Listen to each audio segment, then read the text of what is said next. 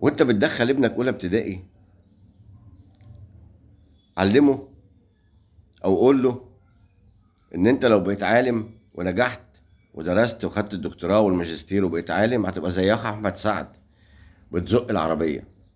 ولو بقيت تافه زي احمد سعد هيستضيفوك في القنوات وهيبقى عندك عربيات.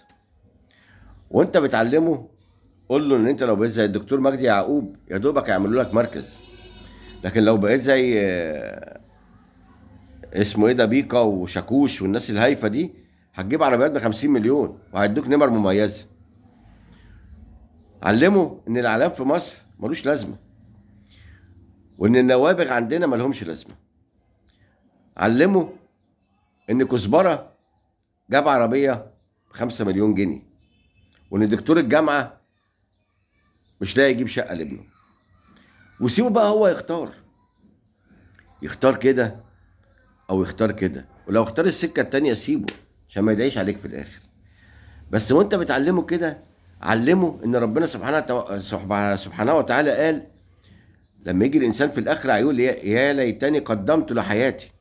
حياتنا دي بعد الموت مش قبل الموت.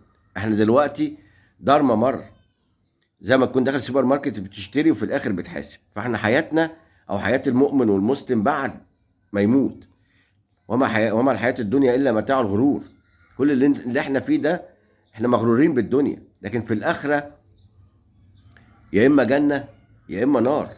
وعلمه ان ما يسمعش كلام المشايخ بتوع التلفزيون ان كلنا داخلين الجنه. لا، مش كلنا داخلين الجنه. في جنه وفي نار. يوم يقول الكافر يا ليتني كنت ترابا. تراب زي الحيوانات اللي ربنا هيحاسبها. اللي ربنا هيحاسب الحيوانات ازاي واحده نطحت واحده، وفي الاخر هيقول لهم كونوا تراب. فالكافر هيتمنى يبقى زي الحيوانات. يبقى ازاي مفيش حساب ومفيش جنه ومفيش نار؟ علمه ان احنا كلنا هنتسأل على كل جنيه كسبناه، من اين اكتسبته واين انفقته.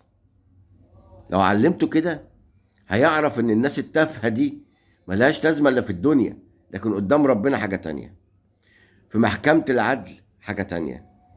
هيعرف ان دكتور الجامعه افضل عند الله بعربيته اللي بيزقها من اخوه احمد سعد اللي معاه ملايين. يتوب علينا ربنا.